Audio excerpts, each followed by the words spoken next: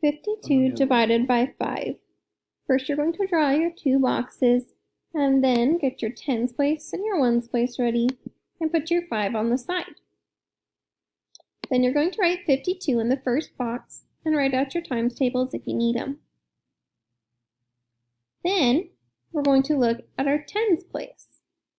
The closest I can get to 5 without going over is 5. I get that by skip counting one time, or by going 5 times 1.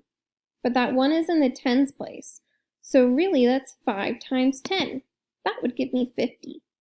When I subtract those, I'm left over with 2. I will take my 2, because it is my remainder, and I'm going to bring it up into the next box. The closest, well, now I know I'm in the ones place. The closest I can get to 2 without going over, looking at my 5 times tables, would be 0. 5 times 0 is 0. 2 minus 0 is 2. Then I'm going to bring my remainder on up.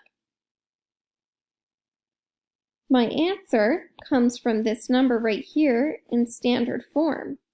There's a 1 in the tens place and a 0 in the ones place. So that gives me 10 with a remainder of 2.